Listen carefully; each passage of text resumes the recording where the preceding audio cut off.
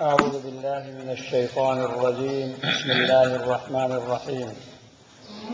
إن الذين كفروا سواء عليهم أأنذرتهم أم لم تنذرهم لا يؤمنون. ختم الله على قلوبهم وعلى سمعهم وعلى أبصارهم غشاوة ولهم عذاب عظيم. سورہ البقرہ کی آیت نمبر 6 اور 7 کا درس ہے. پہلی آیات میں اللہ تبارک و تعالی نے اہل تقوی متقی اور پرہیزگار لوگوں کی صفات کا تذکرہ فرمایا تھا، اور ان دو آیات میں اللہ تبارک و تعالی کافروں کے حالات بیان فرما رہے ہیں. ان الذین کفروا سواء علیہم انذرتہم ام لم تنذرہم لا یؤمنون. بے شک وہ لوگ جو کفر اختیار کیے ہوئے ہیں ان کے لیے برابر ہے کہ آپ ان کو ڈرائیں یا نہ ڈرائیں، وہ ایمان نہیں لائیں گے. یہ وہ کافر مراد ہیں جن کے بارے میں اللہ کے علم ازلی میں یہ بات طے ہے کہ وہ ایمان نہیں لائیں گے. ورنہ بہت سے کافر تھے جن کو دعوت دی گئی تو وہ مسلمان ہو گئے. تو یہ نہ سمجھ لے کہ یہاں تو یہ ہے کہ کافر ایمان اس کے لیے دعوت دینا ڈرانا اس کے لیے نہ ڈرانا برابر ہے، ایسی بات نہیں. یہ وہ کافر مراد ہیں کہ جن کے بارے میں جیسے ابو جہل ابو لہب جیسے لوگ ہو گئے جن کے بارے میں اللہ پاک کے علم ازلی میں یہ بات تھی کہ یہ مسلمان نہیں ہوں گے. تو ایسے کافروں کے بارے میں فرمایا کہ بے شک وہ لوگ جنہوں نے جو کفر اختیار کیے ہوئے ہیں ان کے لیے برابر ہے کہ آپ ان کو ڈرائیں یا آپ ان کو نہ ڈرائیں، وہ ایمان نہیں لائیں گے. ختم اللہ علی قلوبہم وعلی سمعہم. اللہ نے ان کے دلوں پر اور ان کے کانوں پر مہر لگا دی ہے، قوت سماعت پر مہر لگا دی ہے. وعلی ابصارہم غشاوہ. اور ان کی آنکھوں پر پردہ ہے. ولہم عذاب عظیم. اور ان کے لیے بہت بڑا عذاب ہے. دراصل بات یہ ہے کہ اللہ تبارک و تعالی نے ہر انسان کو اتنی عقل دی ہے، اتنی فہم و فراست دی ہے کہ وہ آفاقی دلائل میں غور و فکر کر کے اور اس طرح قرآن مجید کے میں مذکور دلائل میں غور و فکر کر کے وہ حق کو سمجھ سکتا ہے اور حق کو قبول کر سکتا ہے. ہر انسان کے اندر اللہ پاک نے اس کی صلاحیت رکھی ہے. جیسا کہ فرمایا گیا اس کے اندر کل مولود یولد علی الفطرہ. ہر بچہ جو ہے فطرت ایمانیہ پر پیدا ہوتا ہے. فابواہ یحودانہ او ینصرانہ او یمجسانہ. پھر اس کے والدین یا اس کا ماحول اور معاشرہ اس کو جو ہے یہودی یا نصرانی یا مجوسی بنا دیتا ہے. وہ معاشرے سے متاثر ہو کر اللہ کی دی ہوئی استعداد اور صلاحیت کو ضائع کر دیتا ہے، غلط استعمال کر لیتا ہے.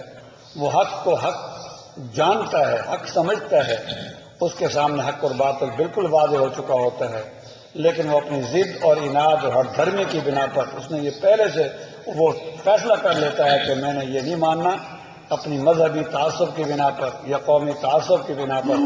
جیسا کہ ابو طالب کے بارے میں ہے، حضور صلی اللہ علیہ وسلم نے خوب دعوت دی اور وہ سمجھتا تھا کہ یہ دین حق ہے، لوگ کیا کہیں گے، ناک کٹ جائے گی. تو یہ قومی حمیت کی بنا پر اس نے اسلام قبول کرنے سے انکار کر دیا. تو یہ بات نہیں ہے کہ اللہ پاک نے ان کے دلوں پر مہر لگا دی تو وہ بیچارے کیا کریں. فلما زاغوا ازاغ اللہ قلوبہم. جب انہوں نے ٹیڑھا رہنے کا ارادہ کر لیا تو اللہ بھی انہیں ٹیڑھا رہنے دیتا ہے. اس کی آسان سی مثال یہ ہے کہ جب اسکول ٹیچر بچوں کو پڑھاتا ہے تو کچھ بچے سبق یاد نہیں کرتے، استاد ان کو سمجھاتا ہے، خوب سمجھاتا ہے، لیکن آخر کا استاد کو اندازہ ہو جاتا ہے کہ انہوں نے ضد کر رکھی ہے، انہوں نے فیصلہ کر رکھا ہے کہ نہیں پڑھنا. استاد ان سے توجہ ہٹا لیتا ہے، پھر وہ آخر کار فیل ہو جاتے ہیں. اب کوئی یہ نہیں کہہ سکتا کہ استادوں نے ان پر محنت نہیں کی، استادوں نے بڑی محنت کی. انہوں نے خود ہی فیصلہ کر لیا تھا استاد جو مرضی کہہ لے. بے شرمی کی حد ہو گئی کہ بس وہ پڑھنے کے لیے تیار ہی نہیں تھے. تو استاد سمجھ گیا تھا اندازے کو، تو وہ پیچھے ہٹ گیا توجہ دینے سے. تو اسی طرح اللہ تبارک و تعالیٰ نے ہر انسان کو حق کو باطل سمجھانے کے سمجھنے کے لیے اتنی صلاحیت دی ہے، ہر انسان کے لیے اتنی عقل دی ہے، استعداد دی ہے کہ وہ حق اور باطل کو سمجھ سکتا ہے اور اس کو قبول کر سکتا ہے. لیکن معاشرے سے متاثر ہو کر اور ضد اور اناد میں آ کر وہ خود ہی یہ فیصلہ کر لیتا ہے کہ میں نے حق قبول نہیں کرنا، باوجود ہے کہ وہ حق کو جانتا ہے.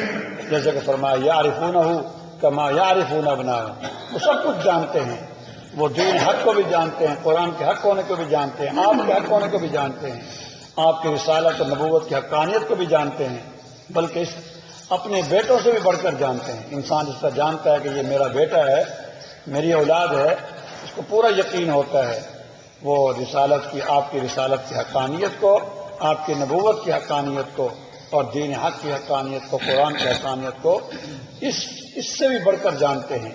جیسا کہ عبداللہ بن سلام رضی اللہ عنہ نے فرمایا کہ یہاں تو یہ فرمایا گیا کہ یہ اسی طرح اس کو جانتے ہیں، اس طرح اپنی اولاد کو جانتے ہیں، لیکن ہم اس سے بھی بڑھ کر اس دین کو، اس دین کا حق ہونا، قرآن کا حق ہونا، نبی کا حق ہونا ہم جانتے ہیں. کیونکہ انسان کئی مہینے سفر پر نکل جاتا ہے، پیچھے کیا حالات بنے ہیں بیوی کے ساتھ، اس میں تو شک ہو سکتا ہے، لیکن قرآن کے حق ہونے میں اور نبی کے حق ہونے میں ذرہ برابر بھی شک نہیں سکتا. تو اللہ پاک نے ہر ایک کو صلاحیت دی ہے حق کو سمجھنے کی، لیکن وہ خود ہی ضد عناد اور ہٹ دھرمی کی بنا پر اللہ کی دی ہوئی صلاحیت کو غلط استعمال کرتا ہے اور ضائع کر بیٹھتا ہے. اس لیے لیکن چونکہ اللہ تبارک و تعالی ہر چیز کے خالق ہیں، لہذا اس کی نسبت بھی اللہ کی طرف کر دی گئی کہ اللہ نے ان کے دلوں پر مہر لگا دی. اس کی نسبت اللہ پاک کی طرف کر دی گئی کیونکہ ہر چیز کے خالق اللہ ہیں. وگرنہ کسب خود انسان کرتا ہے، انسان کسب کرتا ہے، اس کسب کی بنیاد پر اللہ پاک تخلیق کرتے ہیں. اس لیے اس کی نسبت اللہ پاک کی طرف کر دی گئی کہ اللہ نے ان کے دلوں پر مہر لگا دی اور ان کے کانوں پر مہر لگا دی. جیسے میں نے دوسری آیت پڑھی ہے فلما زاغوا ازاغ اللہ قلوبهم، جب وہ ٹیڑھا رہنا چاہتے ہیں تو اللہ بھی ان کو ٹیڑھا رہنے دیتے ہیں. اسی کو فرمایا کہ یہ کافر جن کے بارے میں اللہ پاک کے علم ازلی میں یہ بات موجود ہے، طے ہے کہ یہ ایمان نہیں لائیں گے، تو ان کے لیے آپ کی محنت کرنا، ان کو ڈرانا نہ ڈرانا، یہ دونوں برابر ہیں.